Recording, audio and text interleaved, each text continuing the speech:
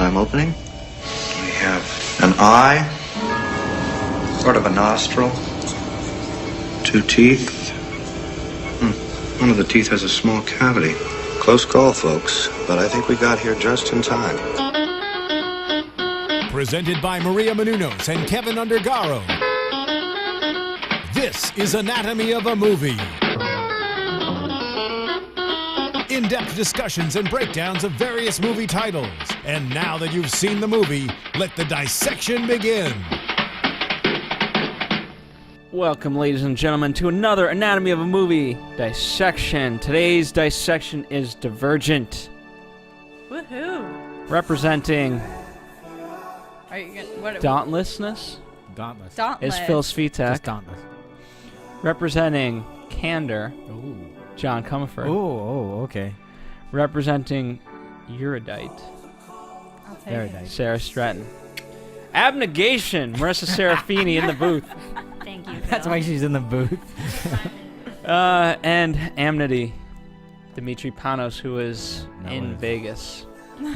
He's out in the field growing and, reaping. Yeah. Here's one of my main missions for this episode is to kind of...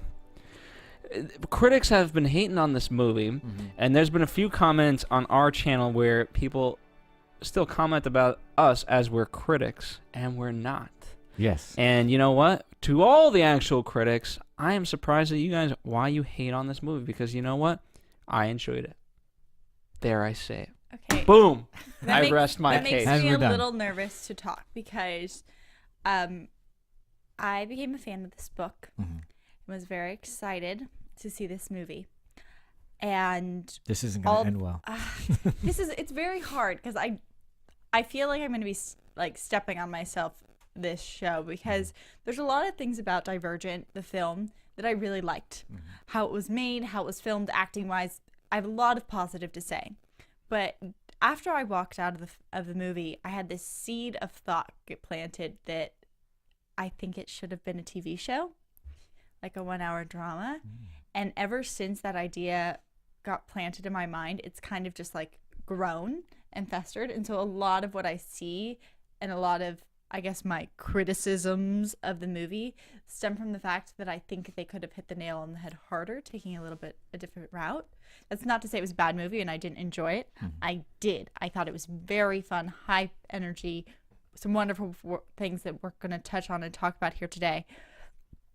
But there was just this one note that missed the mark that I think could have been captured under a different setting in a different I light. get what you're saying. Is that specifically because you read the book, though? Yes. That you're talking about something that they Very didn't... much Okay. because I read the book. Okay. And something that I found in the book that I did So not half find of in us, the movie. half of us read the book, half of us didn't. The Yes. males of the team did not, not read the because book. we don't read. The females of the team did. Yes. Oh, because we do read. Like, Yes. we read. Good people. Yes. Why Um, you're erudite. I'll But- take it. You know, I mean, one of the reasons why I see so many critics kind of talking about it, because there's so many dystopian stories and things of that nature. We've got one coming later this year called The Giver, which I think we're looking forward Everyone's to. so But excited about. I don't know. It was what it was. It wasn't trying to be Blade Runner, nor was it trying to be The Hunger Games. Yeah. Nor was it trying to, if you want to talk about a TV show, it wasn't trying to be The Prisoner. Hold up. Oh my gosh. Oh okay. my God. Based on This is why we separate the factions. Get out of here. I mean, no, this is probably what it's going to be, I think, a big debate, particularly amongst people who did read the books and people who watched the movie. And it's a very hard distinguishing to men because this movie got so much publicity in the public eye and it already had such a following. And for me, the book had an essence that was darker, that was very dystopian, and that had this raw edge to it where it's extremely violent packed. It can be seen as very dark. They talk about themes of sexuality, all these other layers. And to me, they tried to mold this into a cookie cutter teen film, merging somewhere between Twilight and The Hunger Games. And it was, to me, it was still Let's very talk about the source lighthearted. material. And Marissa, speak up in a moment. But for me, okay, I didn't read the full book, but I read, honestly, it's one of the easiest reads, John. You could read this in 30 minutes. So I read it for 5 minutes and got to like page 40. Now, this isn't Philip K. Dick writing. Let's be honest. No, honestly, because guess what?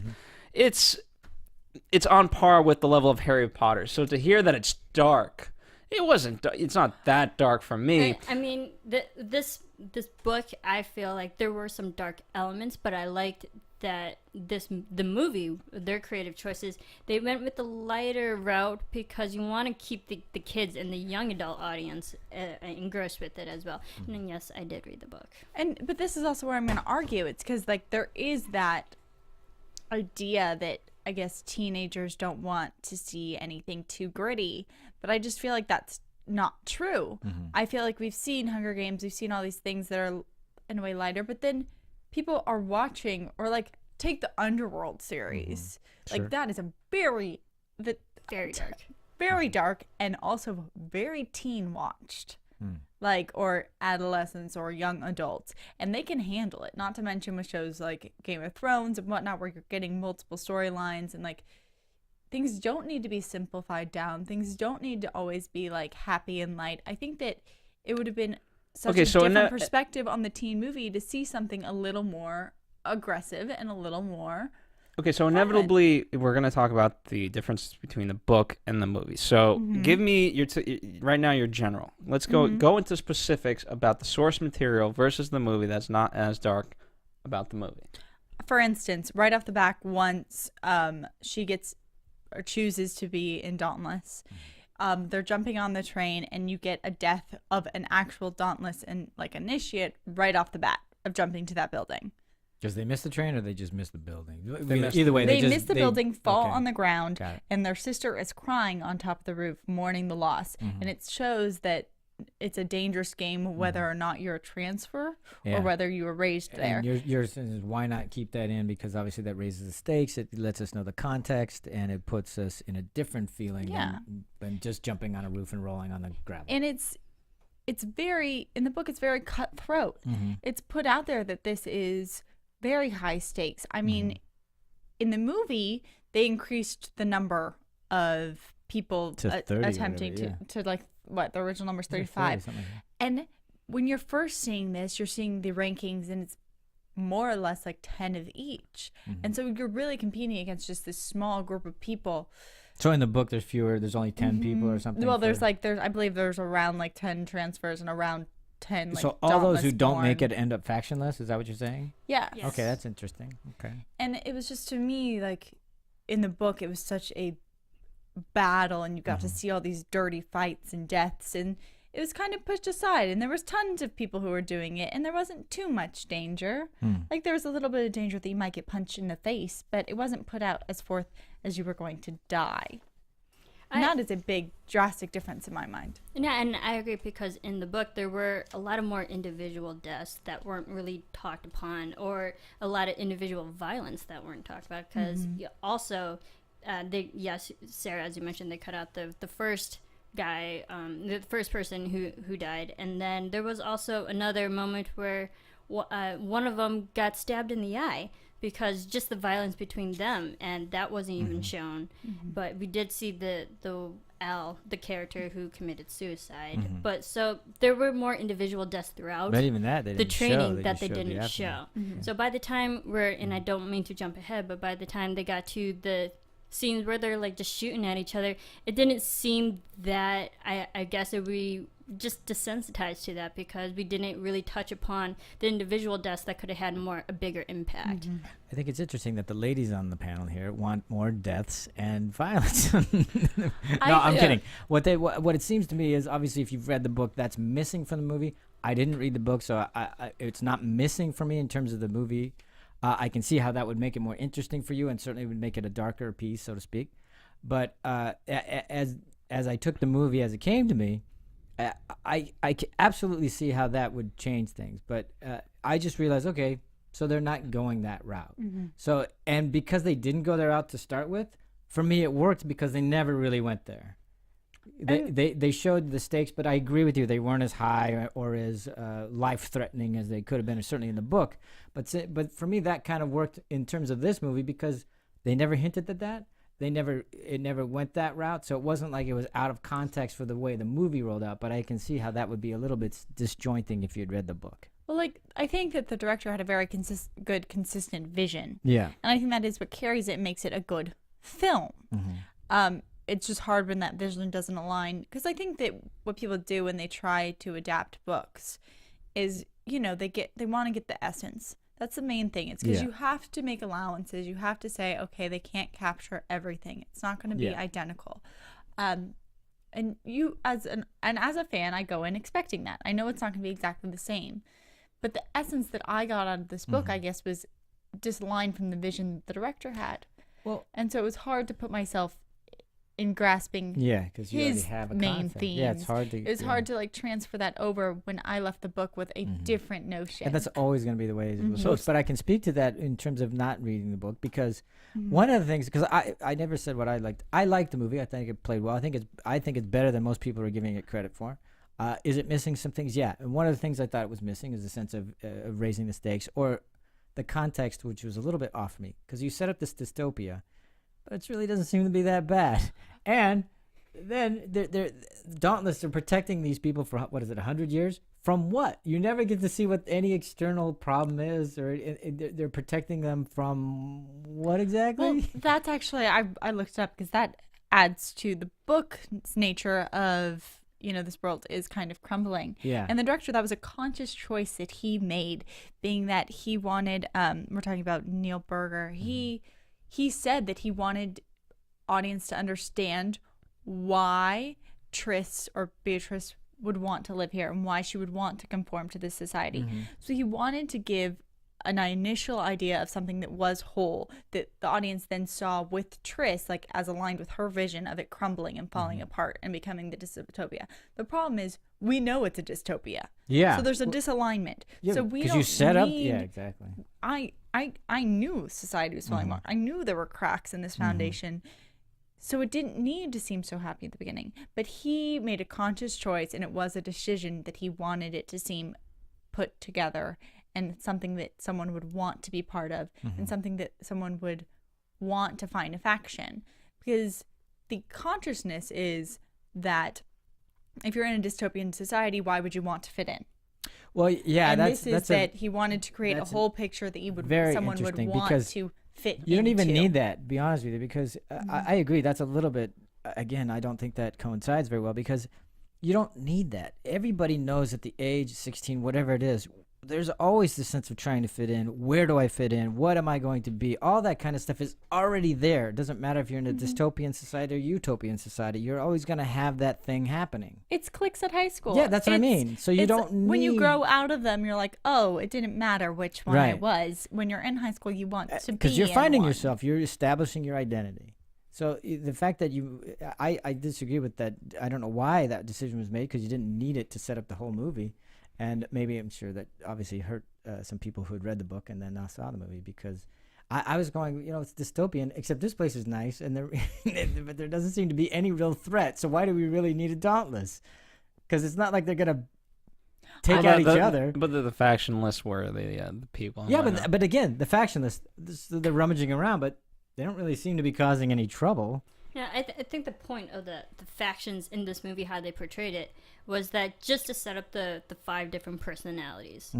And that added to Divergence and Triss's character because she had multiple personalities. And I was like, if you think about it... Well, she just had not multiple, she just had faceted personalities. She had 3 different that she could have been a part of. And I mean, like if you apply it to real world, that's everyone. Yeah. And so we're all technically divergent. Yeah. And the point of the factions were just to like individualize personalities. Well, yeah, and it's I also wanted to control. I want to talk about the script and all the things in a moment, but in the movie, the big decision was, okay, what is she going to choose? Yeah. And if there's one slight flaw for me, again, I enjoyed it way more so than other people, so I'm going to stick up to it. But the one problem I had was I didn't understand why Dauntless. If given a choice, why Dauntless? And it's a very philosophical question but there was never an explanation of why she chose that over, like, hey, had she like literally cut her hand and spun, and wherever blood lands, that's my place. The only thing I took from it was that I sensed that she had this. This isn't the right words, but this inner warrior. This sense of she was confined in abnegation, and there was something yearning to be free. And I think what she saw in Dauntless is that the freedom with which they just expressed them, and by that I mean they were so physical, they were flocking. Physicality, and that sense of wanting to just be relentless with your freedom, and that spoke to her age. That spoke to her in this world. I can't even see myself. And everything's very about something else. And for me, it was that inner identity wanting to seek freedom, and she saw it in Dauntless. Because it's funny. Anywhere close to the book? Yeah, very much. I was going to say that you're getting a lot to the accuracy of what her thoughts are. What was Phil going to say, and then I'll tell you. I was going to say more. Because it seems like everyone that is Divergent is picking Dauntless. I mean, Forrest. He's in line with that. I mean, what they cover in the book, and this is a challenge of the movie, and I'm sure Marissa can agree with me. Going in, I expected a ton of voiceover. And the reason is the book comes from Patricia's perspective, and the whole point of the society is it's not based on as much what people do, is how people think. And that's what they're trying to control. They're trying to control how people think, which is why they've divided them up into factions. Hence the whole story. And so in the book, you get to hear all her thoughts. And that's one of the reasons that I think this would work so well as a TV show, is because you need them, in my opinion. You need them to give all of her choices verification. And there's a difference between being dauntless and doing, like, fighting people because you want to fight, and being dauntless and fighting people because you're told to, and being dauntless, for Trish's case, often fighting people in her gaining of self-awareness and of standing up for other people. And all of that is covered in the book. All of her thoughts and processes. Sometimes to hide her divergence. Exactly. Yeah. And so that a lot of that gets lost. And well, it's interesting that you say that, because when they started with the VO, I thought, God, it's great. First of all, I'm a big fan of VO when it's done well. Sometimes I hate it because it's overly done and you're seeing what they're talking about, so I hate that part. But I haven't really seen a VO from a young woman's perspective. And I go, okay, this could be fun. And then they dropped it, and I went, oh. So I missed it. I don't think it needed it. The movie, for me, told the story without it, but I think it would have been a nice element to have. Phil? yeah, it's just it's a hard battle to fight. I enjoyed that it wasn't VO heavy, because that's the easy route to take. Yeah. So often, and they showed a lot of things really well for me, and we'll get into the actor specifically, but they portrayed all of these things really well to me. And they really did, and she in particular. Marissa, any thoughts on why Dauntless? Well, why Dauntless? But I'll get to that. But sure. I liked the use of the VO, because there is a lot in the book. It is very heavy on like which faction is which and like what sets them apart. And I liked how she quickly at the beginning of it really separated them and had the audience understand like this faction is this and this and this. And I think they used that well too they needed it for all of us who hadn't read the books. Purposes for us to understand. Why Dauntless? Her character, Abnegation faction, they're known for helping others, and they're very selfless, and in that sense. And I felt like Triss in the book, she wanted to get out and help in different ways, because she was confined. You had to be humble and very easygoing, and she felt Dauntless that you could be powerful and build that self-conscious and self-awareness of yourself. And I think that would appeal to her, because in Abnegation they had to be selfless, and in Dauntless they had to build themselves. So, and even in the movie they showed that Abnegation people, they have this inclination to look at themselves in mirrors, because they're not allowed to be selfish in that way. They can't look at themselves. They have to think of others and not themselves. And Dauntless helped build Triss's character in that way. So I'm just curious. So since it wasn't really there for you, did you assign a reason, or did you just say, "Oh well, whatever"? I didn't at the point. I didn't assign a reason. No. I just kind of went with it, and you know, as it later developed, it just seemed like that's where kind of people went. I agree, because they didn't really do a good job of showing other divergents. Of course, they weren't in any other factions, so you were just in Dauntless. I mean, here's the thing. Part of it was we spent so much time, you know, in the early rounds, there was a lot of the VO, and we saw a lot of the factions. And then as soon as we were separated, we really were separated for a good chunk of the movie with just these guys. And not that was a bad thing, but it just kind of took me off guard initially because I wasn't expecting it.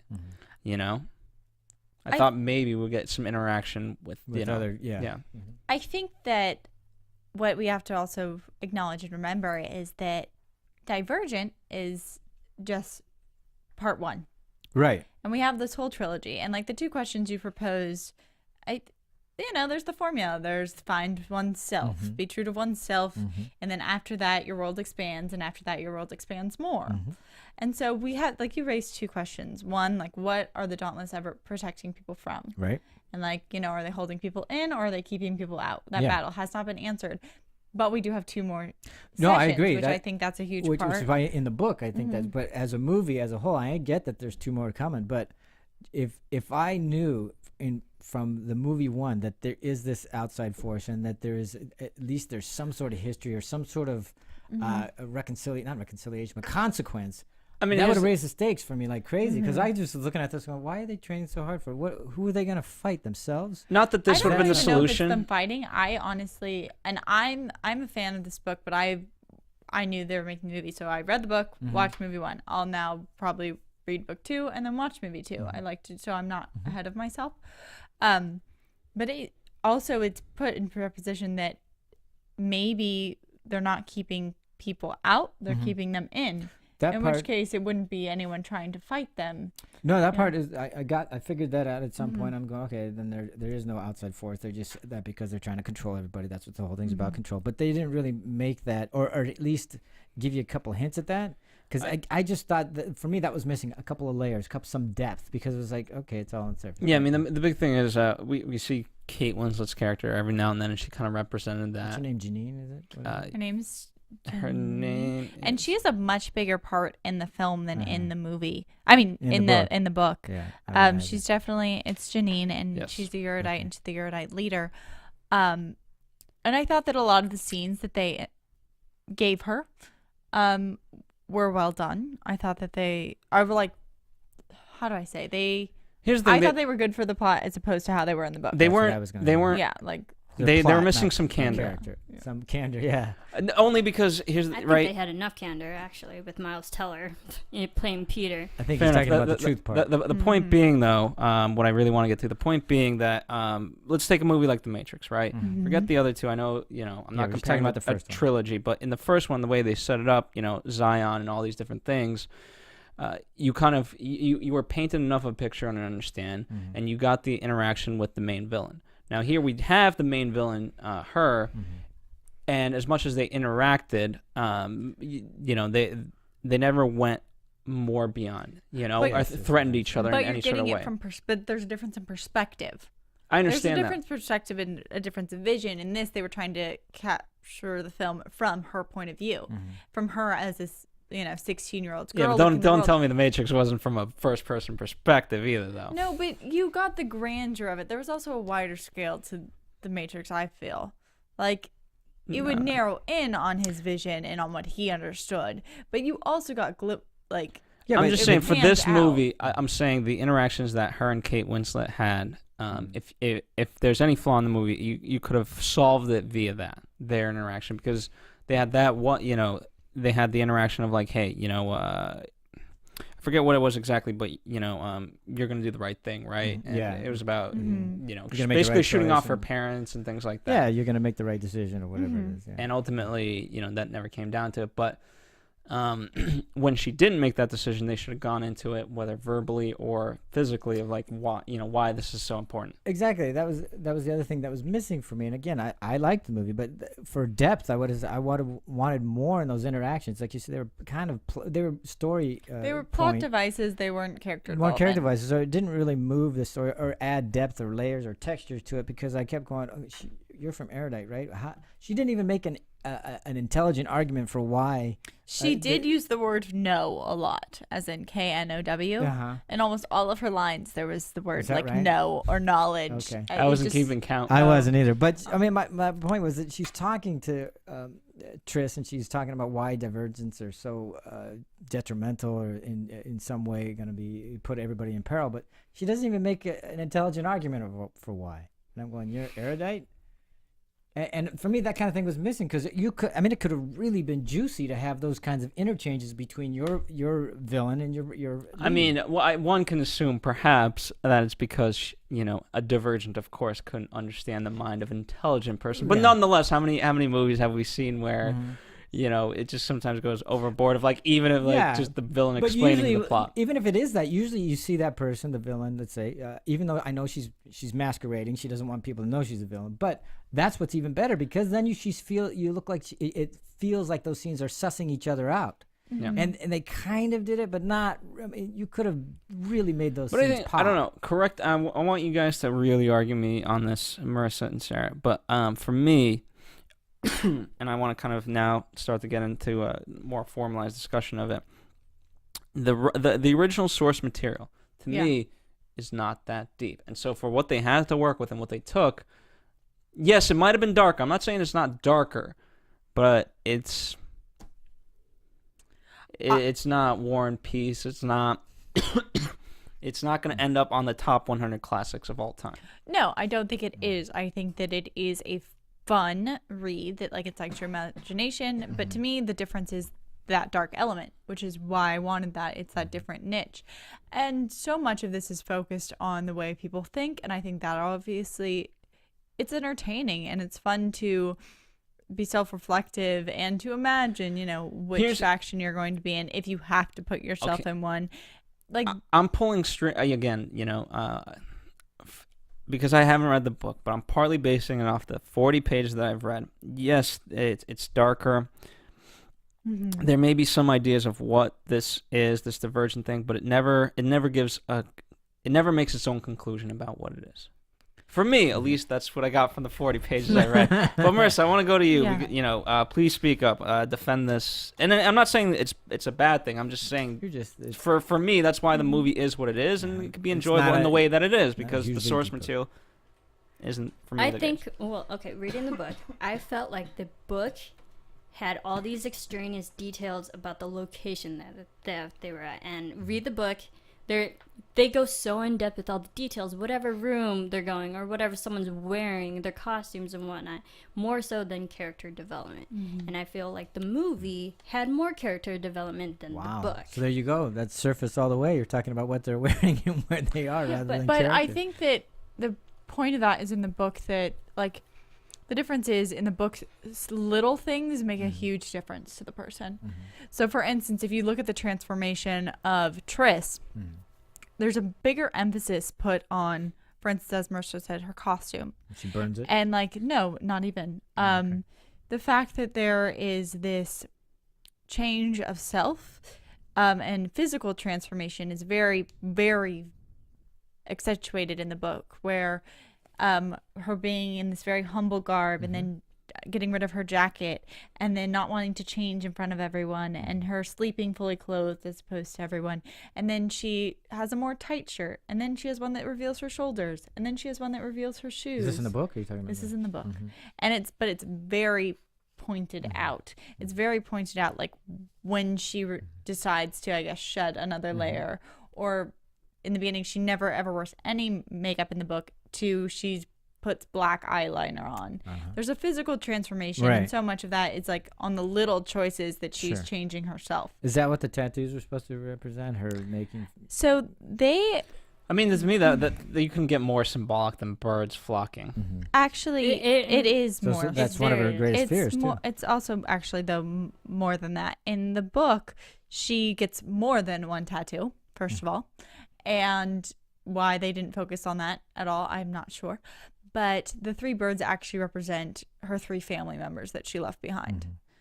So one's for each person. And flocking towards the heart. Yes. And so, That would have been good to know. Yeah, there was. Because I thought they were flying away the other direction. I thought it represented freedom. That's what I thought too. You know. It was the thing is they left it up to everyone's imagination versus her personal choice. Yeah, but again, that would have been great character stuff to know.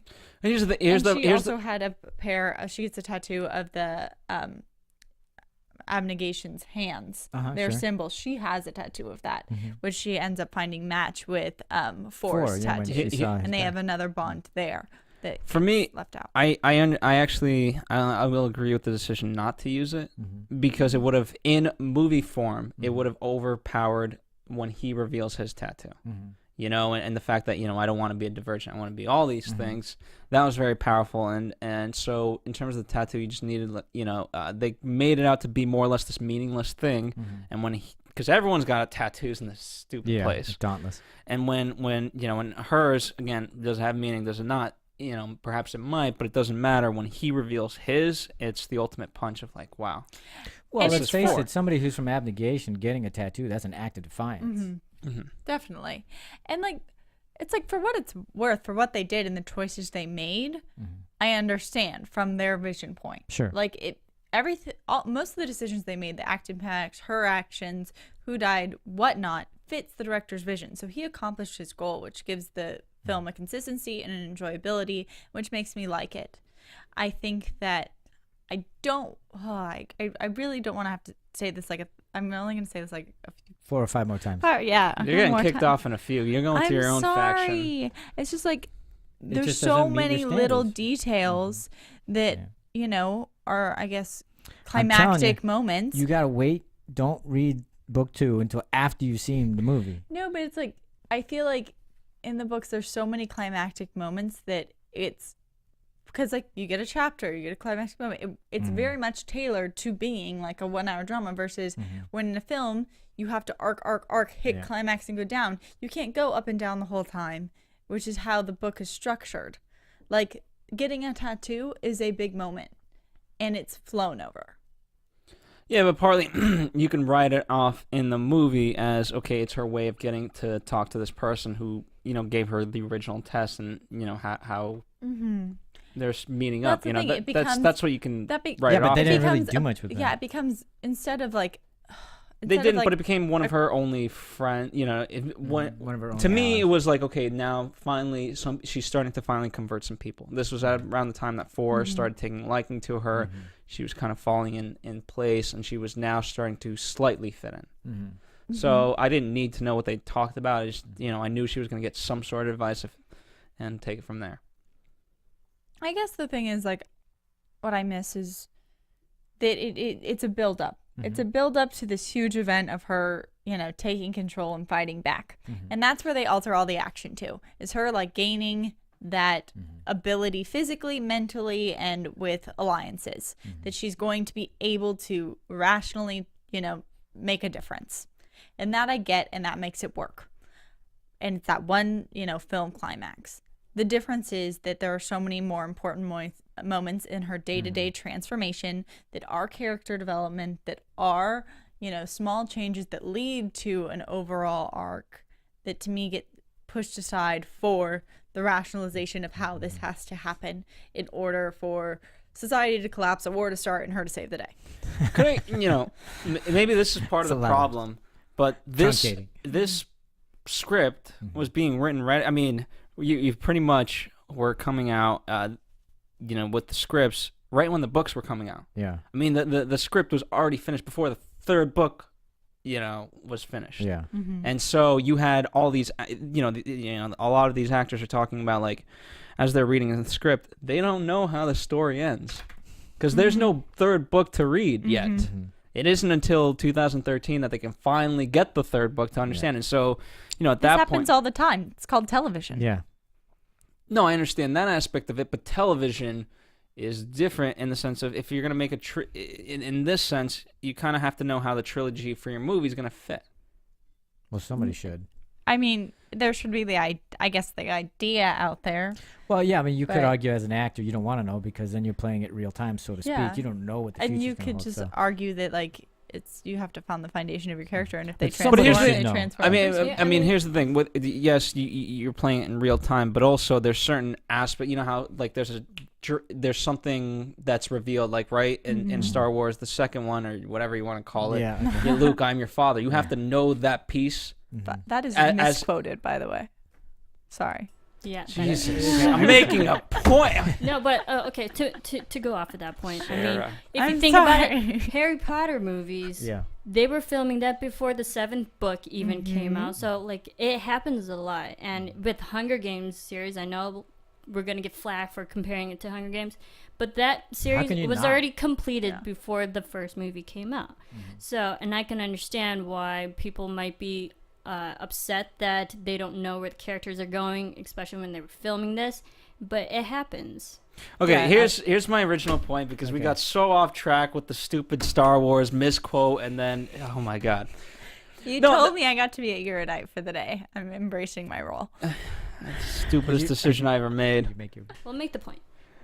No, the point being that there's certain reveals that could have come up in the third book. Again, none of you have read the 3 books, so that there may be information that these guys don't know about their characters. In this movie, 4 being a Divergent was a big reveal, right? But he has to know that about his character to obviously play it in a certain way in the earlier scenes, because it's not like he doesn't know that information. We just don't know it as an audience. And so I think partly that, again, that may be reasons why certain things were done in the way they were, and perhaps more or less left a little bit more open than they should have. Yeah, that's the one thing that's very difficult when I watch these movies, because I know there's going to be a trilogy, and I know that they're going to have to, like for instance, and who cares if we're comparing it? I don't care. But the second Hunger Games, I watched that whole movie, and it really, for me, is a 2.5-hour trailer for the third movie. You mean the third and the fourth movie? Third and fourth movie. Yeah, I just went, what? That's it? But they have to work as a self-contained movie for me, because otherwise I hate watching them, because I want a self-contained movie. It's okay if it's a serial and it leads to other things, but if that's all it does is lead to, and it doesn't have its own identity as a movie and stand alone. If it doesn't have a theme and a message, then what? And it's like it's a waste of time for me. And so your argument is that this did have that at least. It at least was self-contained, as opposed to how I felt coming out of the second Hunger Games. Is that the second Hunger Games? That's it? What? Are you kidding me? And this one at least felt like a movie. It had beginning, middle, end, and it wasn't just beginning, middle, and guess what? We're going to end it later. Yeah. And I think another thing they did well is they came very prepared for this movie. Like they did do a little setup. They did make it its own world, and they brought together, I think, a pretty good cast. I think that there was a couple all-stars in it that for me really carried the film, and I think that there was some fun character development and people who had fun. I'm surprised, I really applaud the actors, but I mean, it's not. Here's the ironic part: it's not like they got their first choices. Yeah. I mean, I could go down the list of just for the leads: Lucas Till, Jack Rayner, Jeremy Irwin, Alex Petir, Brent. I've never even heard half these. These people, are all mostly for 4. Yeah. For Aaron Urquhart was considered for Andrew Pryor. And I thought Theo James, to put it out there, did a wonderful job. I think. Oh, absolutely. Yeah.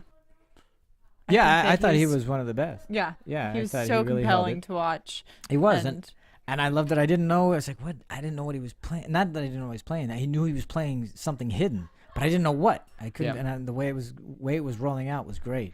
I also think Courtney, who played Eric, he was a little different than what I envisioned. He had a lot of piercings, blonde. Oh yeah. He was the slave master, as I like to call him. He was a good contrast to Theo, and I think that they played well off of each other and worked very well together. I think that visually casting, they did a good job. Like everyone had you could, because there was so little time kind of spent with each character besides Triss and you could easily identify. They were easily identifiable, and they were like doing well with the roles. Although I do have a challenge with 2 of the Dauntless guys. I believe it was Eric, not Eric, but Peter. And who was the other guy that looked almost exactly like him? Short, dark hair.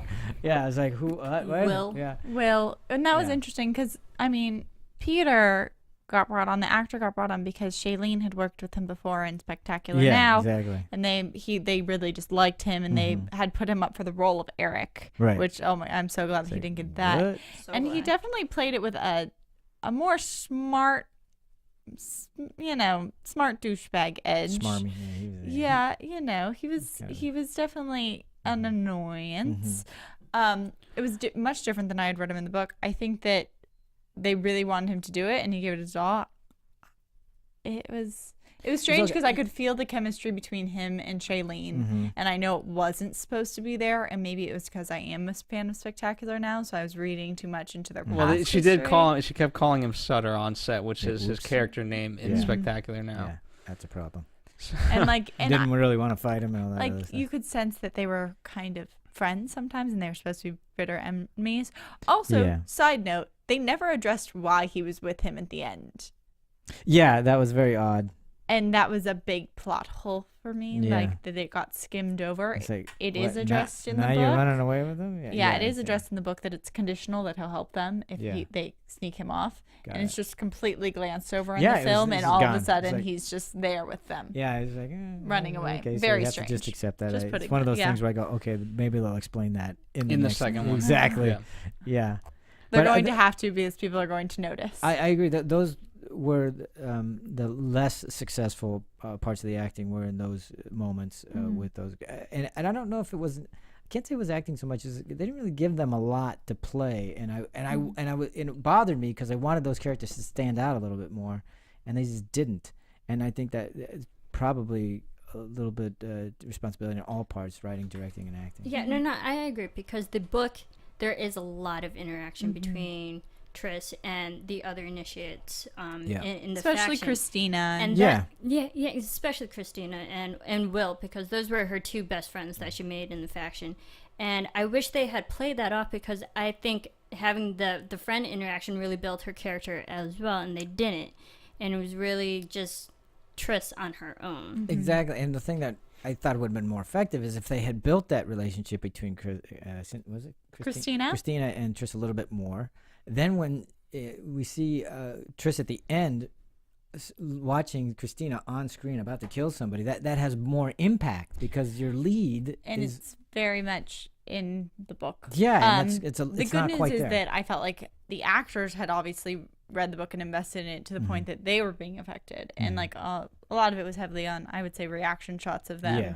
and they weren't given too many lines, so it had to be carried through, facial expression, eyes, connection, and I thought that they did make that, and I know that you could see that they were trying to put in their character growth, even if it was in the background, even Right. if it could only be in visual. At least it was there, and Yeah. then you weren't distracted to thinking that they weren't in a reality. They were. It was just put a little bit more in the background. So I think that we have to applaud them that they did do that, and they did their research and their character development and on it's their own. just so challenging because so much of it gets truncated that it just doesn't end up on the screen, and you just hope that there's enough there, and for some there is, and for some there isn't. Yeah, I mean, pacing was always going to be hard because, think about all from a story perspective, all things are juggling. You're juggling a love story, so how the hell do you develop that? Exactly. Well, it's got to be developed somewhere in the middle because, because by the end they have setting to up do the world. Exactly. you got to set up training. You got to set up this world. Then after you set up the world, you got to set up the serum thing. And the war. the war. You're carrying a lot. It's definitely a lot. And I think that it was overall the film was paced. It was quick. It didn't felt like, I think it was 2 hours and 20 minutes ish. Yeah, roughly. It didn't feel that long to me. It didn't drag. It You know, was action packed. I had this to say, right, about Kate Winslet, and so want to tie it back while we're talking about the actors. I think you could have had a verbal argument, but I think I wanted physicality, just because that's what Trish was trained to do, and clearly someone intelligent can't fight. But the problem, the reason why that was never going to happen was Kate Winslet was at this point 5 months pregnant into the film, and if you notice, she's carrying a lot of briefcases, iPads, technology to hide that baby bump. Yeah, exactly. So Couldn't do a lot of physical Instead, she fighting. just got some knives. Yeah. And by the way, that's The why. knives looked wonderful, They by did. the way. I thought that all the knife work was done really well. Yeah, and that's why for her scenes, a lot of time, it was more in close-ups and whatnot. Yeah. Rather than kind of seeing what was going on. Contextual. So about the pacing, for me, the only part that dragged was when we first got into Dauntless and we start the training. And I was like, there was too much for me. There was just beg your pardon. It wasn't that there was too much of it. It's just that for me dragged. I think it's because we've seen, how many movies have you seen where there's training going on? Also, it probably wasn't that important to you because the stakes weren't that high. No, yeah. But if you had people dying, exactly. then training the obviously context becomes of it didn't work. intense. I think timing was dragged. because here's the thing: if I know Inception didn't work well for you. No, I liked it, except it was just 20 minutes too long. I understand. But for me, if I'm to pace out Inception, we had the first little bit, the first kind of heist, if you want to call it. And that happened within the first 10 minutes. Sure. We have, we kind of get away. And then I would say 20 minutes into, the 40 minutes, we're learning. But even so, even before that, we're kind of assembling the team. So there's various things moving ahead, right. Whereas this was just strictly... by the time we got to the training, because we got the, deciding of the faction and whatnot, what was it like? I didn't keep a time count, but I would venture to say it's 25 to 30 minutes in, and then we're training from 30 minutes until whenever. Right. And that feels like a mini movie in itself. Yeah, that was weird. And I thought that, not that they could because of the book, but I was thinking if they were able to play with time and space a little bit more, it probably would have served them better. For instance, you could start at her writing there about to make the choice. Yeah. That's where you could start the movie and then go back, just because you could mix it all up and then have that because it was by the book formulated. Are you trying to say that it would work better as a TV show? No, I mean, sure, I'd watch it as a TV show. I think it'd be fine as a TV show because you could certainly get into it more. Because for all those reasons, you don't have to truncate the storylines, all that kind of stuff. I kind of had problems with the training scenes. Just me personally, because in the book we get a lot of that, but in the book we get more character development that she really is improving. I mean, with the film, they added more people to make it more of a challenge for her to, increase in rank and go through and really become a part of Dauntless.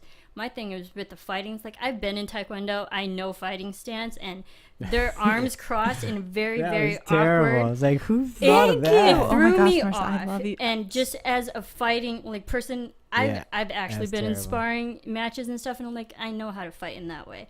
And then seeing them, it felt so awkward, and I'm like, no way are you going to win a fight like that. And I maybe think that was their creative choices. It was. And, It was just trying to show it's a different new. world at different times. Yeah, that they're new and they're new to fighting. They've never done this before, how to protect themselves. But No, I just don't think it even was the, that. just- I think- but no, even just the training, I didn't see the physical change and everything. I think the problem is so many of these movies try to be different in the way they create their own fight style. Yeah, I mean, Yeah, that's Batman did this, and they were perhaps a little bit more successful. What was the other movie? I forget, but just everyone wants their own fighting style. Yeah. And you know what? Sometimes just I was gonna say the what's that Christian Bale movie? That's kind of dystopian as well. The mechanic. No. Remember, they can't have art. I don't remember. Well, anyway, check it out. Look at his IMDb, and that was a case of like they had their own fighting style where it was very scientific, of like everything. Everything has a reaction and how you're able to fight, and the more science you know, But I guess they spent 2 months learning it. Maybe we should have spent more. I don't think know. this one stuck out badly because to me it signified weakness, and it stood out so much to me that I looked it up. Yeah. And the fight choreographer did come up with the style of the crossed arms in particular because he did want a new style. That's why. And yeah. he was a wanted to fighter. stylize it. Yeah, and he was a fighter, and he was played off a little bit of George Foreman's like peekaboo style, and he was like looking for this different ways. For me, it registered as to guard your face so much. Not that it's a cowardly thing to do, but it's very much when you're in a vulnerable situation that you bring both arms like that over your face, and that this is supposed to be such an aggressive culture and Dauntless. Yeah. It didn't make sense. And- it didn't physically. And visually, it just looked, And but didn't. I don't think it looked It good didn't, in a way. it didn't look aggressive. No, and I'm Like- like, had they explained it or given you just because all I needed was Eric or so and so. If you start to fight like everybody knows how to fight, where you just. They go, that's the old way. I mean, don't subtext of it, and physically, the reason why this visually would be better. presenting, like going into a fight open and ready. Yeah, exactly. It's it's much more challenging. It's ready. It's going in.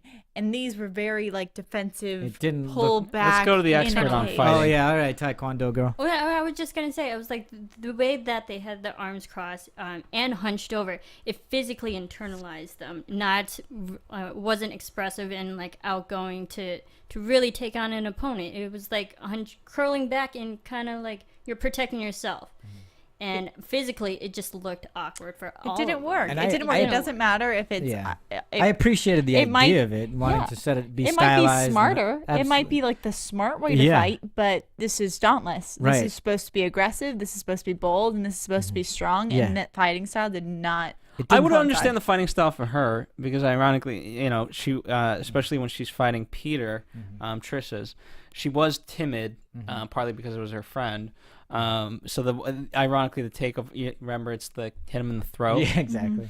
They finally got that. She was so scared to do it, and she finally did it that it took him off guard, and he really was like. So that was "Are the you shot they used. Oh yeah. Nice. The one was where like, he what? actually got hit in the throat. Yeah. There you go. Of course, use that one. Yeah, that's good. Yeah. So But anyway, it's a great idea. I just don't. I think the execution didn't really work because for me, it just took. I was like, wow, really? I mean, I understood why they did it because they wanted to stylize it, make it look like a whole new way of fighting, all that kind of stuff. But it didn't.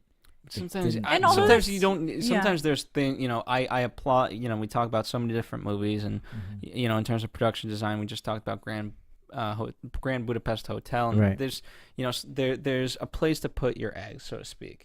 And for this movie, just make it normal fighting. Yeah. Or Well, I mean, doesn't need to although be grand. although the stance didn't work for me in particular, I thought that the hits, the punches, and some of the choreography done like later, especially in Four's fight when he defends her from getting thrown over the edge, I thought that was executed very well. I thought that there were points that felt very realistic, like the knife throwing. Those violent moments worked. I felt like they felt fast. I felt like it was dangerous. I like them flipping the people. I found that fun, and when they're playing their capture the flag, that wasn't hand to hand combat, but that was, I thought, done really well. And that was a fun adjustment. Marissa, correct me if I'm wrong, but I do not recall any gun being in the book that stimulates the feeling of a bullet. No, it's true because they mentioned that they did have a gun per se, but it wasn't the stimuli. It was like a paintball gun. It was paintball. And which I think adding This was way better. Yeah, Yes, it was. adding the feeling made it more realistic, I guess, and so we could see the reaction of the actual pain that they're causing. And I thought that was a wonderful adjustment. great. That was a wonderful adjustment. Like when it came on screen, I was like, wow, that's a great not a great technology, but that's an interesting movie technology. And it revealed a lot about them. Four in particular, he's obviously just amazing. And then as he shoots his rival, he's like a real, as if it was real bullets. Like, okay, well, I'm gonna either take the bullet out, or despite the bullet in me, I'm just gonna continue on. And I have to say, I for me, the line worked with her saying, "Why does everybody keep saying?" One of You're the not gonna funniest shoot me. moments- Why does everybody She keep had two lines that Yeah. I think extremely popped. The one Yeah. you're talking about, which comes very later in the film, where right before she shoots Peter in the arm Right. and attacks. He's and not she- gonna shoot. You're not gonna shoot me. Why does everybody everyone keep saying that? And then like earlier, she has another one where she's in a hallway and she turns, and oh my gosh, I'm gonna have to think about the exact wording of it. But Well, you better get it right, because God forbid I get a Star Wars quote wrong on not a Oh Star my Wars gosh. movie. But do you remember what it was? now I'm Close- blanking just out. say close I'm to gonna it. have to Maybe think about it. I can't remember. Do you know who she was talking to? I believe she was talking to Four. Okay. Probably. Anyway, I'm gonna think of it. Keep going. Let's talk about the challenges, because I'm interested. Not the challenges, but the tests. oh, in the room or The the mental simulation? test. Do you the want mental us test. to reveal to you the book differences, Not yet, or not just yet. talk Let- about how they did this and how we? Let's talk should about how like- we did this, and then we can talk Okay. about the differences. Because for me, after seeing the trailer, I was like, okay, how are they going to pull this off? What is this going to be? And you know what? Right from the get-go, because they didn't really show the first test in the trailer, and that first test blew me away. That was amazing. Which one? Because remember, it was The the dog? it was the food and the dog, and then the child. Oh, right. Okay. Okay. And the mirrors with her. The So aptitude test. yeah. Right. Okay. That blew you away. Yeah, because it wasn't in the trailer, so I didn't You weren't ready for it. I wasn't ready for it in that sense, and the way she handled it, she's just so scared, and yet she's winning. You know, because most time, I expect, because the typical route would have been, okay, if she is a divergent, she's just going to be good at all of this somehow, some way. And ironically, it's for whatever reason, in some sort of, I don't know how to explain it, but she's so bad at everything that's how she wins. Not the right term, obviously. Right. Well, she does it in an unconventional way. Exactly. That puts She her thinks on differently. top She faster than realizes everyone else. this dog, I'm not going to try to attack the dog. I'm going to surrender to the dog. That's the way I took it. She centered herself and went into a different mindset, so the dog was no longer a threat. Yeah. I don't know if that's what she did, but that's where I went with I it. think the initial approach was because this was the test that she took before she even knew she was a divergent, before she knew the meaning of divergent.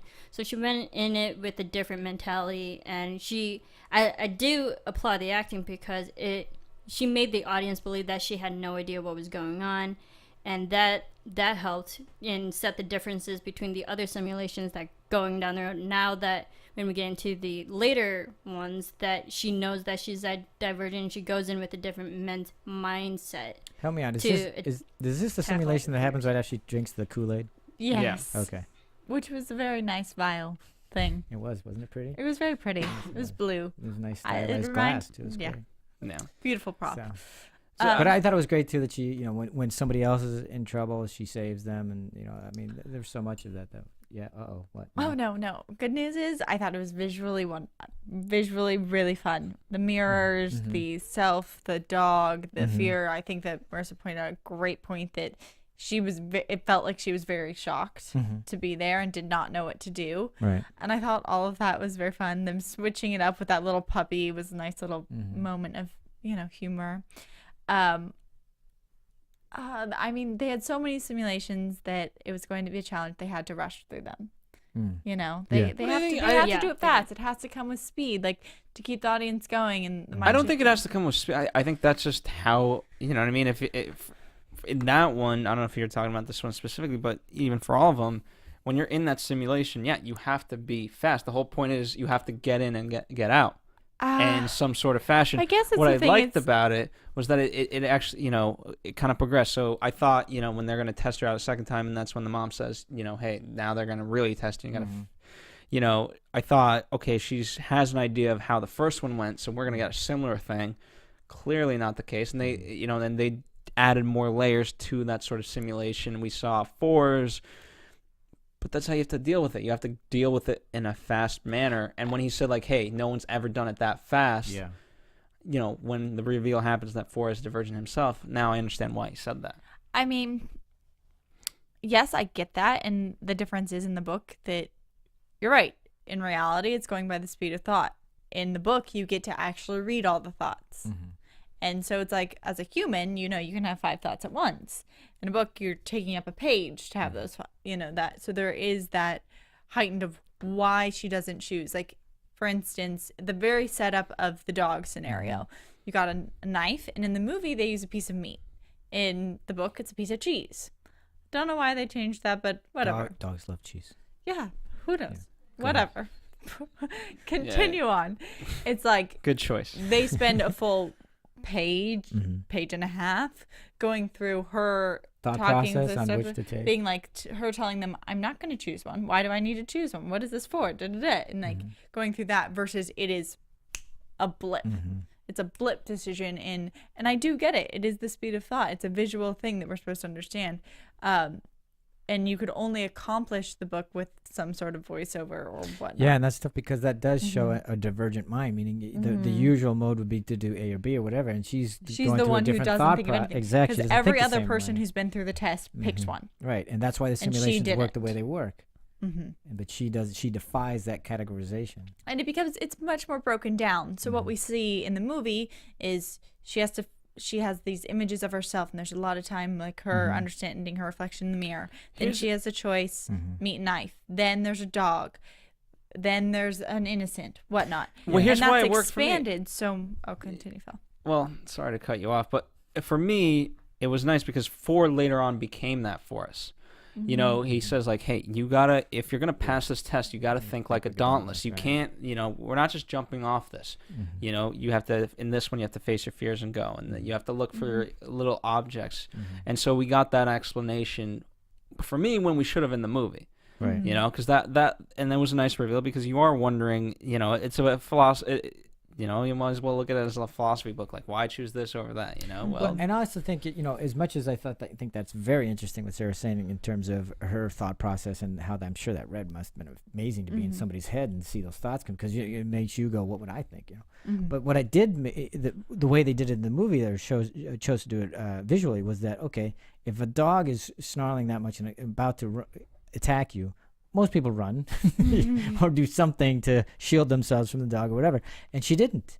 She knelt down and kind of, and so that right there showed me, you know, character-wise, she doesn't think like most people. Yeah. And she didn't really try to protect herself or do anything about the dog until it went for somebody else. And then she sprang to action because somebody else was in jeopardy. So, I mean, it just showed that she thinks differently than other people. And it looked really well. Yeah, they and it looked filmed it really really well. I thought that it definitely was visually stimulating. Yeah. Yeah, and I thought the other, you know, again, it kept building and building upon this. So, you know, the first one we get the fire and the birds, and we go underneath, and then we get the. I wanted those to be scarier, though. They didn't really. I mean, it was like. Yeah, they weren't that scary, but eventually, you know, my foot's in mud. Oh. No, but okay. So to go off of that, and now comparing it to the book, in the book we get the individual fear simulations. So she goes through it multiple times. Right. The first one, we just get her and the birds flocking and pecking at her, and then it's very stops. aggressive. Yes, and then it stops, and then we get another day where she's doing another one, and then we get the second fear. So, and in the movie, they put all of her fears all in a matter of a 2-minute simulation. I don't know about because we got the birds and that, then we got the water later. So we kept building upon that, and then when she's finally having to do the test in front of everybody to prove, then they melded everything together, and how's she going to handle this in her own way, like a Dauntless, and they really did. One of my favorite points of the simulation was that last one in her challenge, where they move from, you know, which I'm sure we might get into, her fear of intimacy with 4. And then they pop her back into what we think is reality, we think is present moment, and it turns out to be another sector. Yeah. I thought that was visually really done and plot really well crafted, because that was a little bit altered from the book, and I think it was an improvement. I think that, but however, I'm sorry, my memory's getting a little lost. She proceeds to shoot her family members, and in the book, not true. Yeah, that doesn't happen. In the book, she does not. She takes her own life. Well, she kind of does that with, she at least forces the gun. Does she do that in the book? She takes yes, the gun. Okay. And she does that because she's done it before. Oh, in the in her. Well, yeah, you wouldn't do that in a movie because it would dilute the two. So yeah. So you have to kind of make you have to make a choice on that. I mean, for me, it works because I didn't know. And they secured it with the fact that she was being told to do everything like a Dauntless, and it wasn't her own thoughts, versus like in the film, it was more about herself. So because of what Phil said about, you know, her being instructed to do this how they want her to, whether how she wants, it made sense. And, you know, again, because of how it was set up, she knew it wasn't real. And I think but when she shot her parents, I think she knew, okay, think like a Dauntless, this is not real. Exactly, because they set that up, that expectation. Said. Let's talk about the good Christian morals here with them not hooking up. Well, why because the author. So. And what? So I didn't read this about the author. You tell me about the author. She's Christian and admitted and out there as Christian, and what I've read is that's. She wanted to make sure that was part of the book. Marissa, are you going to comment? But I don't know. Okay. I'm glad. I may be wrong. The book, they just make out a lot, and in the movie, they make out a couple times. But I'm glad they didn't take it there, because I felt. Didn't take what? Them having sex, or them making out more? But in the book, they do touch upon Trissa. That is another fear that adds to her fear layer, because in the beginning of the book, the fear of liking someone and having someone like her back. Wow, okay. And to take it to that level, and I felt that they could have crossed those boundaries. If they did go there, it would make it a PG-13 movie. And then, I mean, actually, I think this movie is actually PG-13. Oh, but God forbid. But I'm glad they didn't. That wasn't as big. I don't in this understand what movie she's that it talking was. about. Wow, well, I think it's just I just think it goes back to the original vision that they hit this film with it being a teen-friendly movie, or But in the book, Nicely. that was part of the And thing. no, She but was in the scared book- of the intimacy. In the book, it is, as Marcia said, it's put throughout the novel that there's continuous physical attraction between multiple characters throughout the book. It is made like they make out a lot.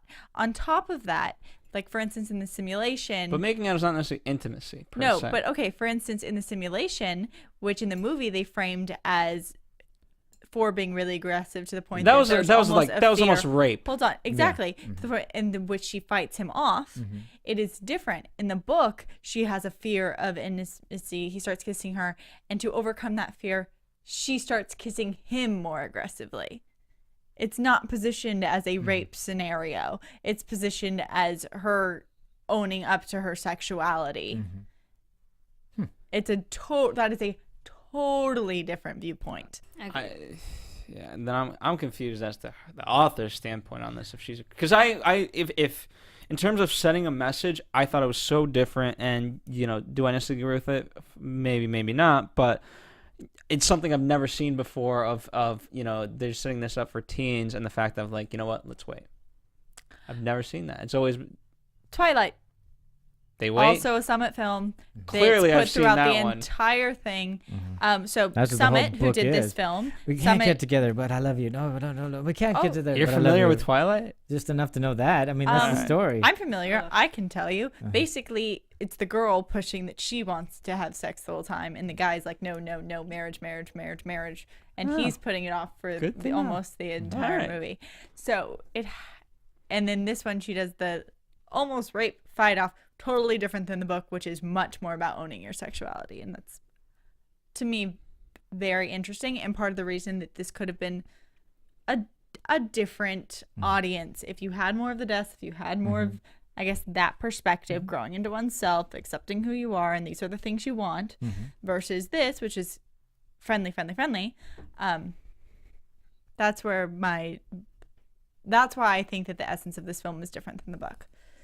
Not based on just she just wanted to hook up. That's what it was. I just think that Four and Tris should be together forever. And they can be. We still have 2 more movies to make that happen. But you know what? For the first, which is self-contained, I don't think it's a bad message. I like the choice just because it was different from what I would normally see. I mean, I didn't see Twilight. I didn't read it, so I don't know about it. But it was interesting that, for me, it works because it seemed to be character-driven. Somebody who is abnegation, who is trying to rid themselves of that kind of thing, would have a much more challenging time to own that, to participate. So I thought it worked in terms of character, and it wasn't just because they wanted to stay PG. Yeah. I had problems with it because we see her problems accepting the intimacy, but then at the end of the movie, when she's trying to save Four from killing herself, she says, "I love you," and I'm like, really? Because she in the book, she's questioning if she actually gets to the point if she loves Four, and then in the movie, but can you they not love execute- someone Well, that's- without intimacy? I know that was my point. But in the movie, she says it out loud twice just to save her I agree life, that in the and movie they I didn't really feel like that fit. They didn't connect the dots in terms of us really knowing that she's in love with him. They kind of. It's in a movie. They look at each other. It's love. Yeah, I know That's exactly. the formula of movie love. They didn't really show us that them falling in love together. So I agree that they didn't make that connection so well. But I also agree with Phil. You don't have to have the intimacy, you don't have to have sex with them in order to fall in love with them. You don't have to have carnal knowledge. This is this is where my hand's at. It's like right now, I think that there's there's 4. Marissa, you can probably speak to this as well. Big like teen heroines of now. Whether you want to label them all as heroines is your own decision. You've got Katniss. You've got now Tris. You've got Bella Swan's in the category. Whatever you want. Yeah, I know. Is that Twilight? Twilight. Okay. And you've got Hermione Granger from Harry Potter. Yes. Those are your main teen ones. Of them, I don't think any of them really. Actually, Bella Swan, if anyone, is the most sexually aggressive. Am I wrong? No, for I saying? agree. So I what's your completely argument? agree. I mean, she's you're pointing saying out that I'm pointing out that you guys are saying it's that not- it's a different choice. and that I the girls said, out there, and I'm yeah, saying she's that letting for us know it's not. 13, it's not uncommon. But it was it is more to us 'cause we're uncommon not- for her to own her sexuality Yeah. and to But tell show me, that she liked him. I'm okay, not there saying was that no they should be specific case with sleeping Hermione together. Granger and Ron where they like pounce on each other like wild animals. No, there's not. What are you? What is your? I'm Well, confused. I don't understand your She's saying argument. it did in Harry Potter. They never set the context for that to actually happen, Yeah. so there was never. It's not comparing the same things. Whereas this one, they actually put them in the bed together, the whole thing, and so. But I agree with her though. We don't know that context because we hadn't seen those movies, but which is why it worked for us in terms of it being a different choice. Because normally in that kind of movie, regardless of how old they were, they'd be in bed together. Yeah. I'm used to Indiana Jones, but James Yeah, Bond exactly. movies, Yeah. the makeout, yeah, the bed that shot. would be done, it. Wait, on out. all of those, your main characters are over the age of like 30. Which is the point I just made. Regardless of what age they Yeah. are, they'd be in bed Yeah. together. Yeah. So I get why they made the choice, but I still go back to it. I don't care how old they are, or whether or not they did it in other movies or not. For me, it worked in this movie because it works for for somebody who comes from abdication. I agree with you though. At some point, I hope they get to that where she's arced so much that she does own that part of her power. I would agree. But I didn't need it in this particular installment because for me it wasn't. It wasn't set up in their vision. Yeah. But the context they became from the beginning, this followed suit, Mhm. and the vision is different. Right. There you go. All right. Sorry if I'm being argumentative. You're very, very argumentative. erudite. I'm being very argumentative today. I'm sorry. I don't know if that's a faction, but it should be. Let's talk It's about called more.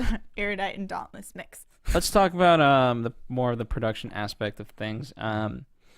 It takes place in Chicago. The story does.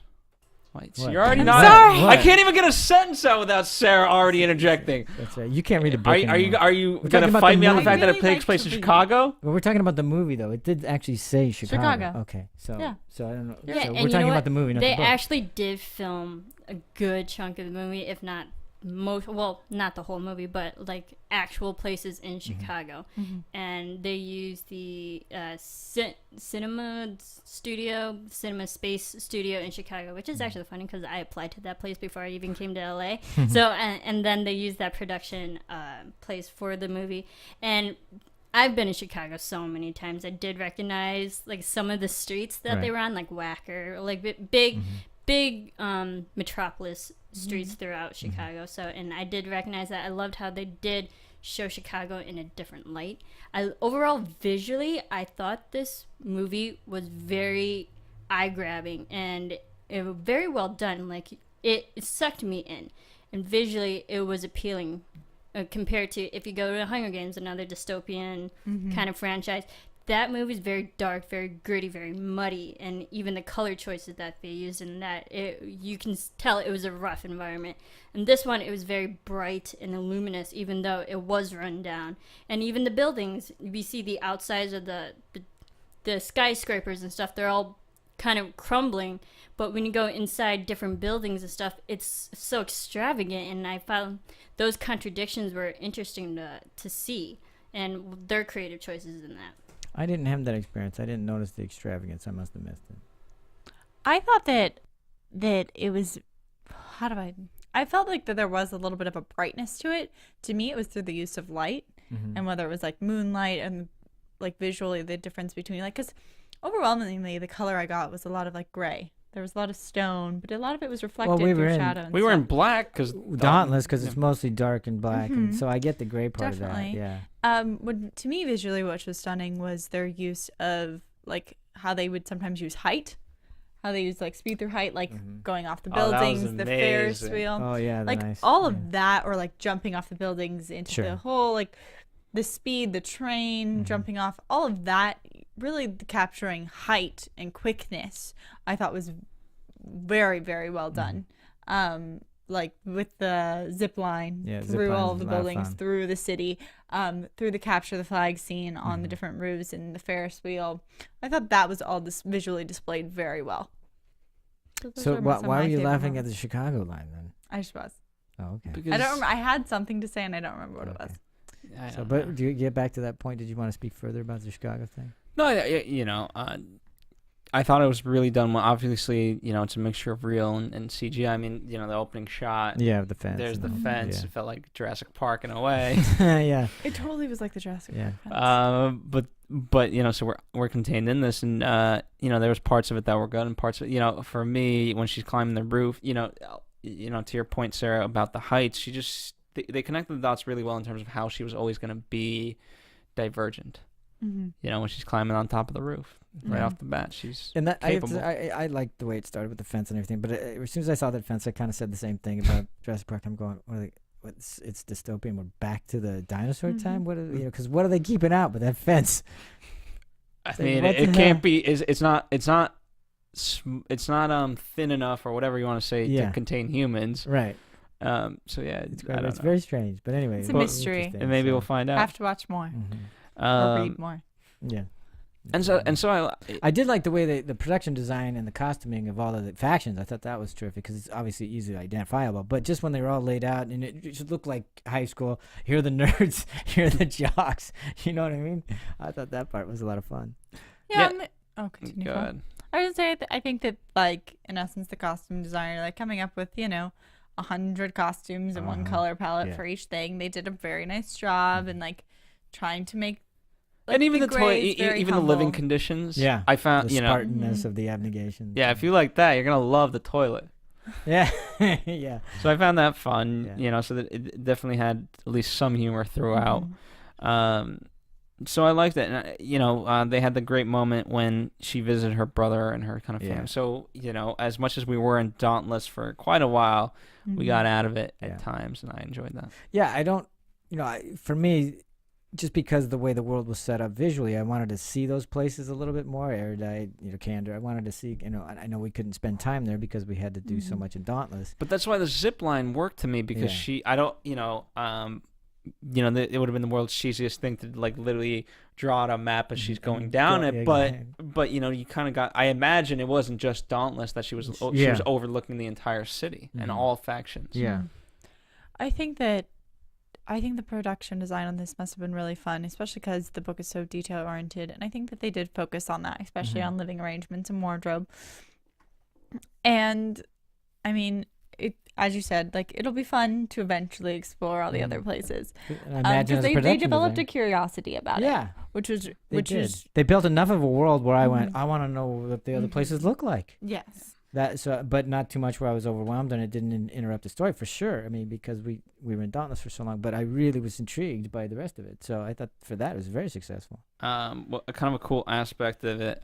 Most of the weapons were obviously CGI in terms of their actual gunshots, but the futuristic-looking revolver seen during Trish's hallucination is a real firearm. The one he shoots his. Who's he shoot?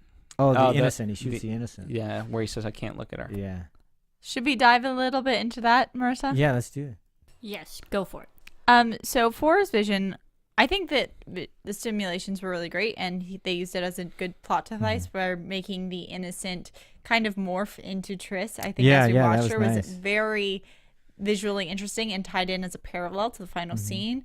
Also with the fact that just him looking away and that being his one fault, but always being able to shoot the person when they walked away, and then she grabs his face at the end. I thought that was a beautiful. In fact, I would say that they used those simulations better in terms of his arc than they used for her. I agree. And I think I mean, I don't know if you're talking about technique-wise, but again... Story-wise. I'm talking about parallels, bringing in connections. Yeah. Story-wise, I think by having such a strong one for him, it made her... It explained hers. I don't know. Yeah, but here's what didn't work for me, is they used the birds, the fire, and the mud in her first simulation. Not the one where she's drinking the potion, but the one where she gets injected. And then it was the same. So I didn't really get to see her 4 deepest fears, where his... I got to. Well, what isn't explained as well in the film as it is in the book is that 4 is called 4 because he only has 4 fears, and it's remarkable. Everyone else has not a zillion, but normally 10 to 15. 10 to 15. So his is way lower than average, right? Which is why everyone calls him 4. They did a change that I think very much worked well for the film, where 4's fears change. The first one is height. That remains constant. The second one is confined spaces, which also pretty much remains constant. The third one is that we have a backstory of this child who used to be in abnegation that was pulled away from his father as a leader because his father was abusive, and he had lost his mother in childbirth.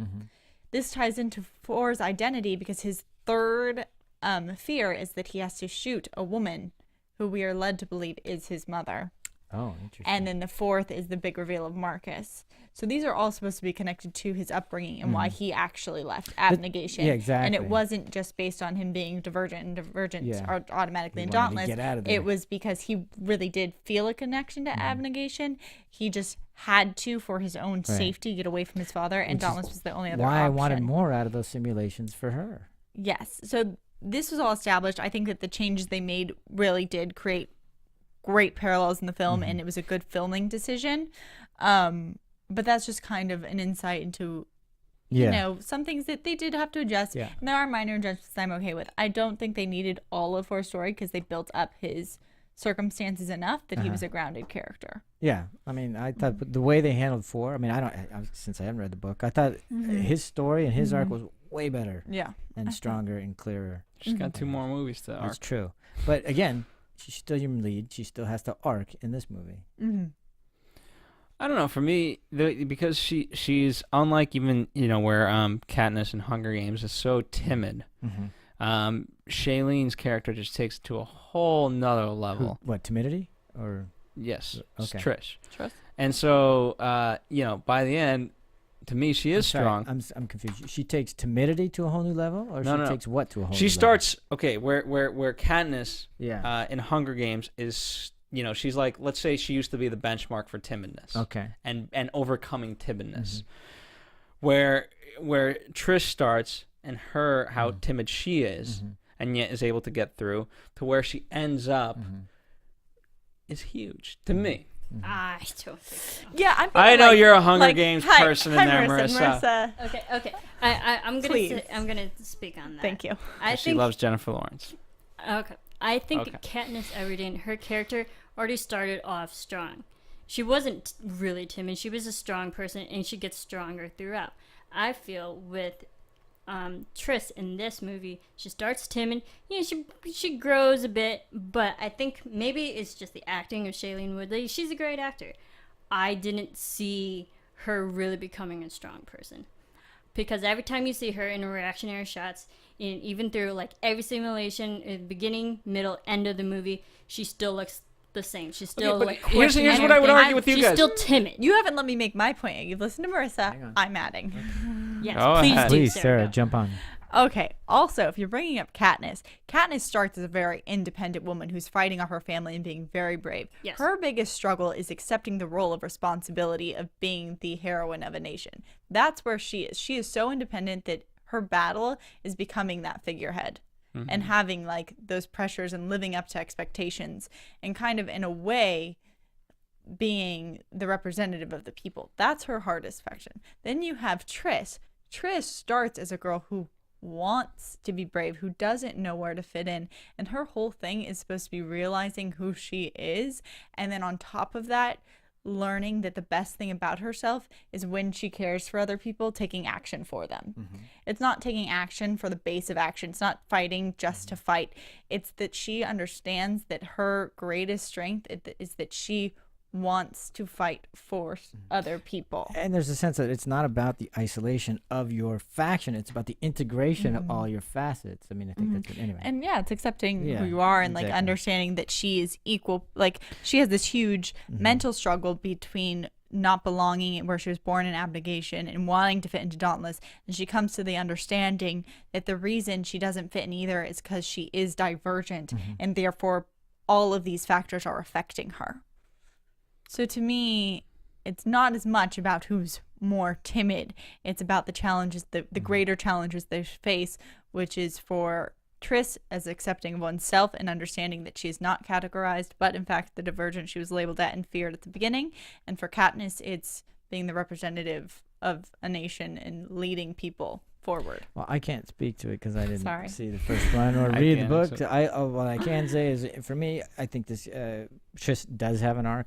For me, it was clear and clear enough anyway, and I thought it was a good arc and it worked for the movie. The only point I want to talk about, and Marissa, I understand that she may have a timid face or however you described it throughout, but nonetheless, she's able to carry out what she needs to do, and she does it better as she goes out throughout the movie. So, I actually thought that worked for her because Shailene just has a face that looks, and sometimes she just looks so doe-eyed and 14. She just seems like such a kind person. Absolutely, and then at other times she looks like she's 20 or something, and she looks much more mature. which is why the line, we joked about it, like, Yes. why does everyone think I'm not going to shoot? Yeah, was exactly. ultimately that much more funnier because Yeah. you're not only speaking to the characters, but you're speaking to the audience of like, I am capable. I can handle this. Yeah.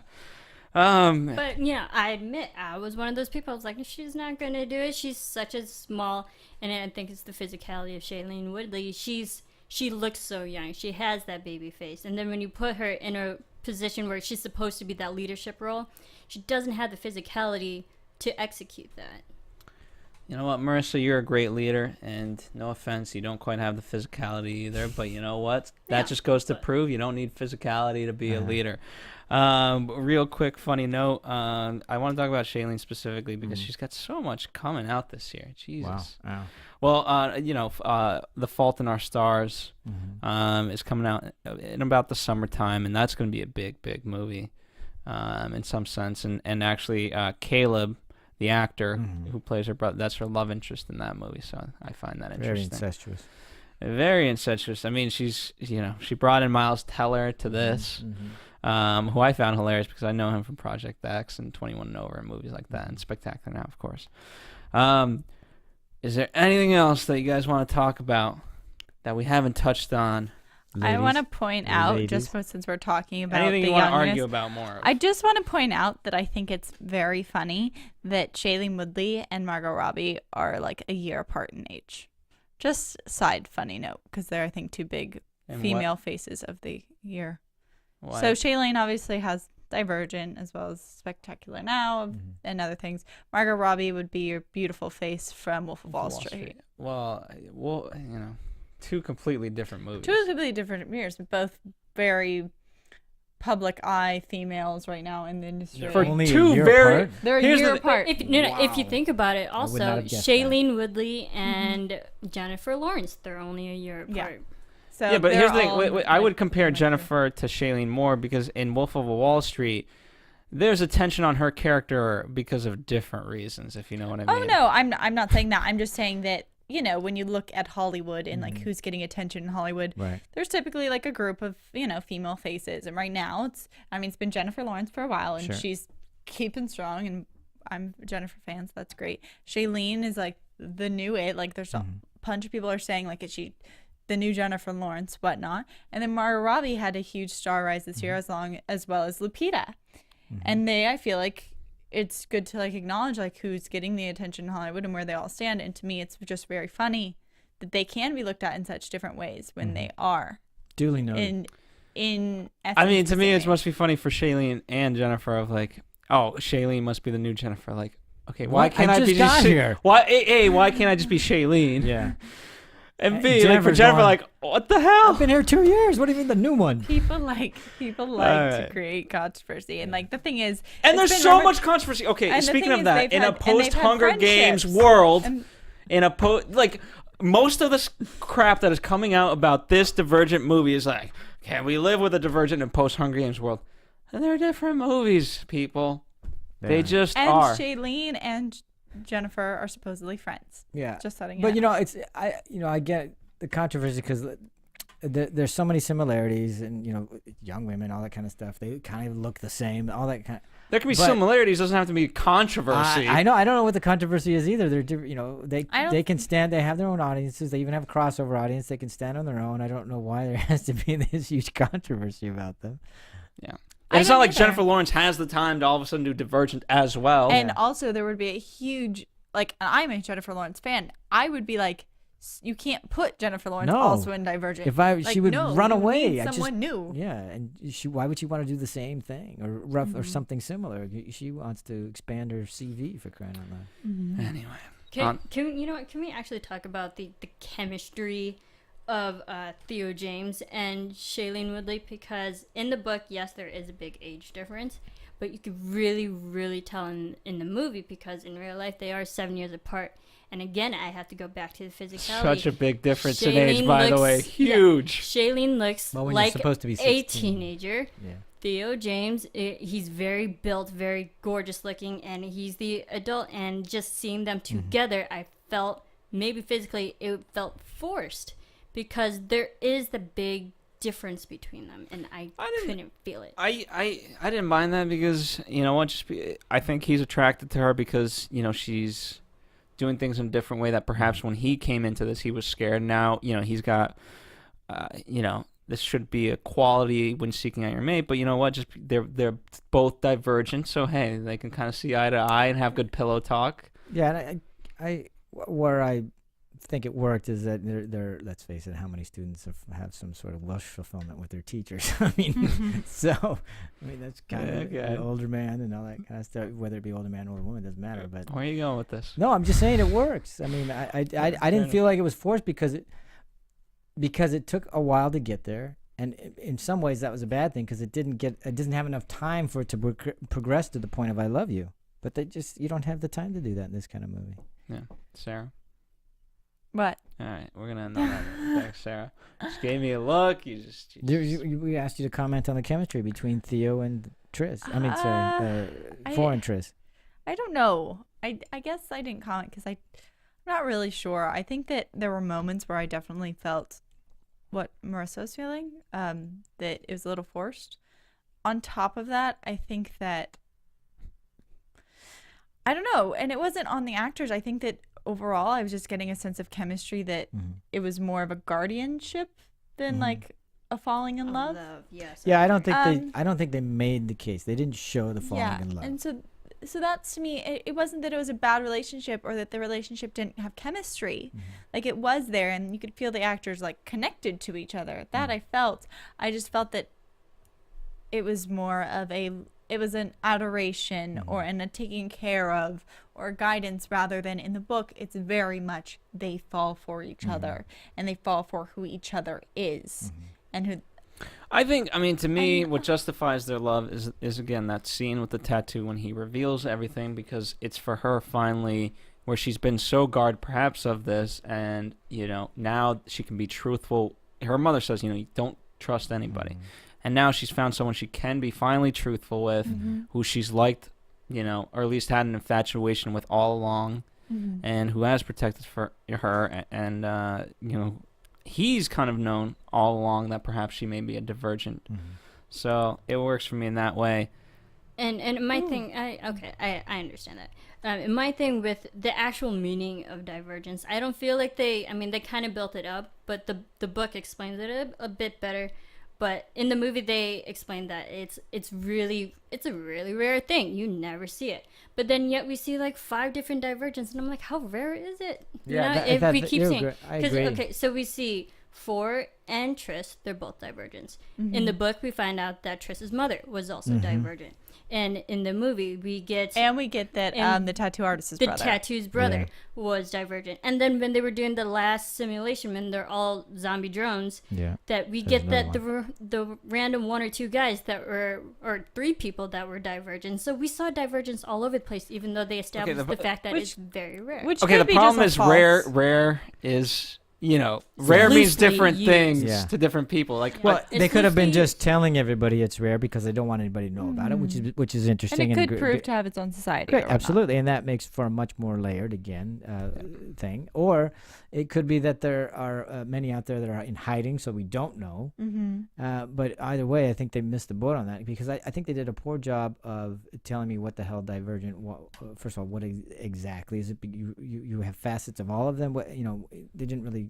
And it would have been better if they had taken a little bit of time with that, because that's what the movie's called. And they didn't really explain in a good way, in a concise way, a compelling way, why the hell it's gonna, you know, be the house, the card that you pull out, and the whole thing's gonna crumble. The whole thing hinges on that, and I go, Are you gonna ever explain why that's gonna pull this thing down? I don't know. Here's the problem with dystopian movies are so tough, and so many times like you get the news reports sometimes at the beginning of like, in the old days it caused World War III. Yeah. And it's just like, okay, well, you know what? Rather than go that route and be cheesy, let's just kind of put it in exposition. Don't show in this case, and it might actually work out. You better. have erudite, right? That's what they're called. And they can't make an eloquent argument about why this is a bad thing. Maybe they're not as smart as we think. Well, that's my point. Is like, well, come on. How do you not? You've had 100 years to figure this out. But, okay, not to spoil the giver, maybe it's like because after 100 years of everything, we've forgotten what we're really fighting about. So it's like, well, this is just the way it is. That's great. That would be fine. Then it's about everybody coming to awareness. But We'll get there. in the absence of that, it just looks like, well, you totally missed the boat here. I think we'll get there. I can have a good thing that I liked that we haven't talked about yet. Oh, why don't we end the show on that note? Let's go. Tell us. It's a minor plot, but I thought that the adjustments they made to her interactions with her parents towards the end of the film, when they brought back her abnegation parents, her mom, who's played by Ashley Judd. I thought Ashley Judd's like fight sequence, the visual of like, I believe it was Tris and her mom was on like pushing to him. They both had their guns and both fighting. I thought that was very fun and compelling. And then how they had her father step in to the line of fire and really embrace that this was his daughter's action role and he's going to help whoever can. I thought that they made their characters very strong with very limited time. And I thought that was done really well, and it gave Tris a lot of support and something her character could definitely lean on and reference. And it was I also thought it was great character stuff, because in the beginning she makes a choice to basically leave her family because by choosing Dauntless, like that's it, I'm faction over family, all that kind of stuff.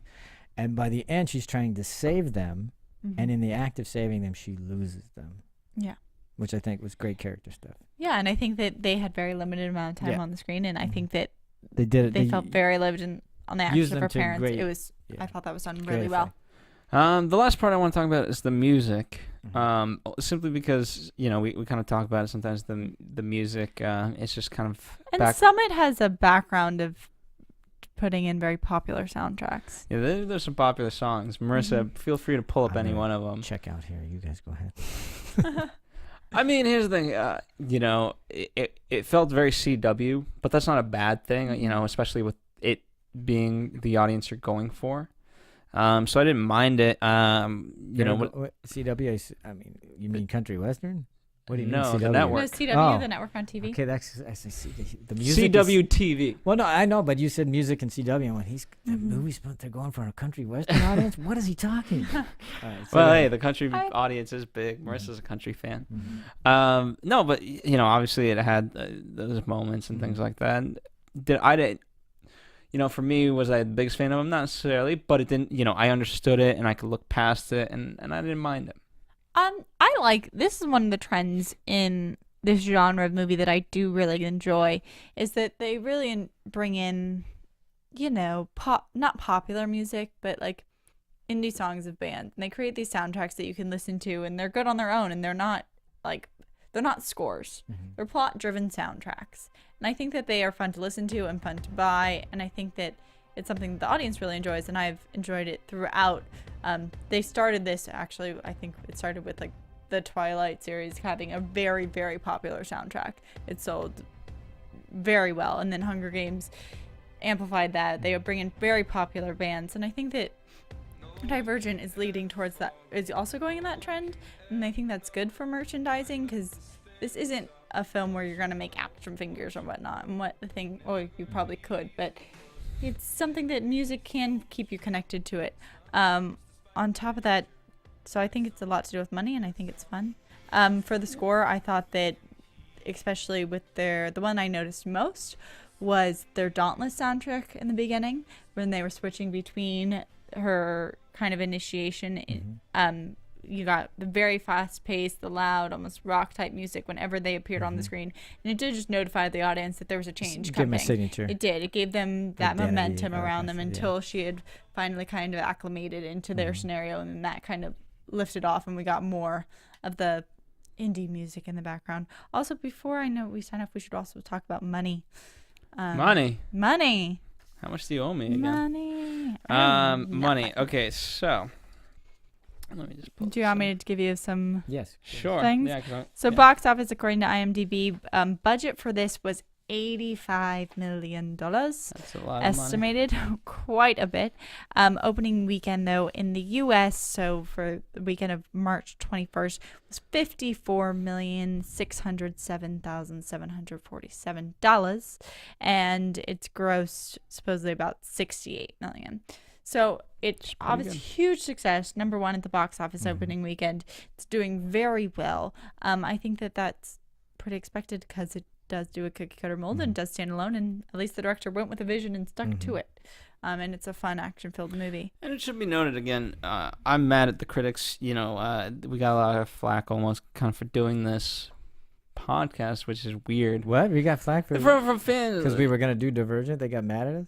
It's so critics and things of that nature of like this movie sucks. Why and I was like, what? And then and I was like kind of hesitant to go see it. Like, oh, am I going to really enjoy this? Is it going to be a drag for me?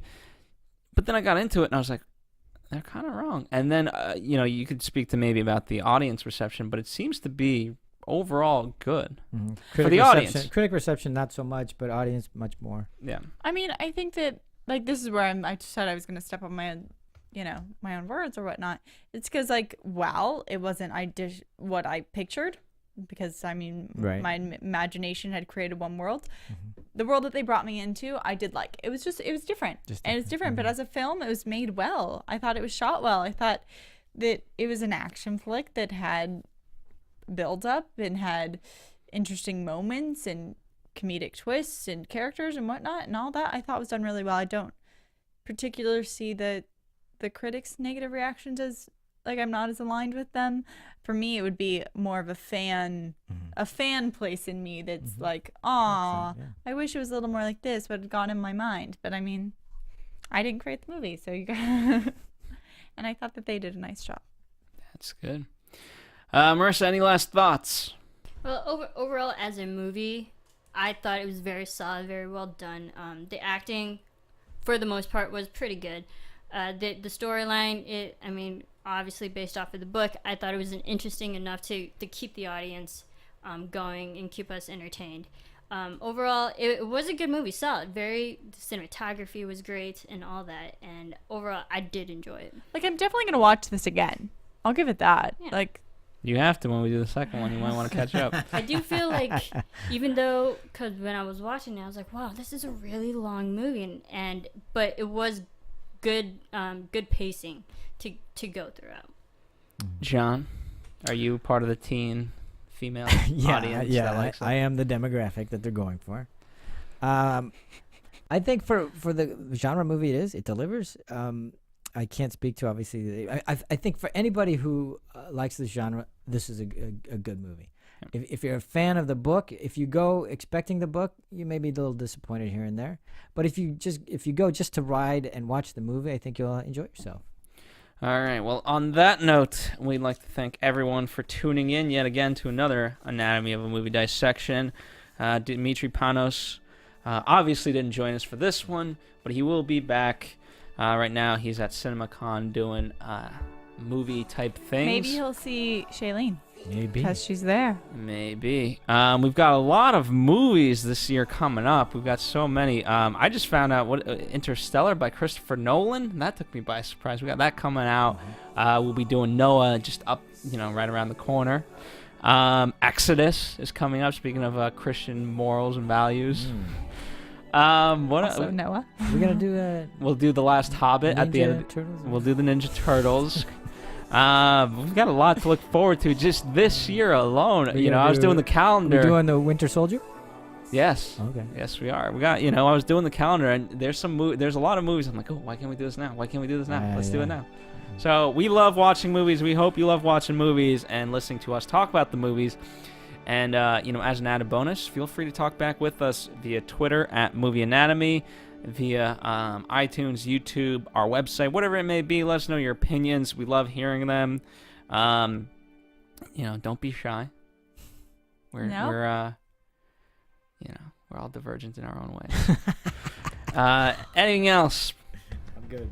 All right. Enjoy whatever day it is for you and go to the movies right after. We'll see you next time.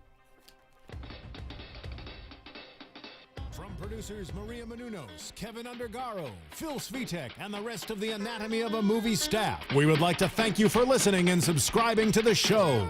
If you have any questions or comments, feel free to email or tweet us. I'm Sir Richard Wentworth, and this has been Anatomy of a Movie.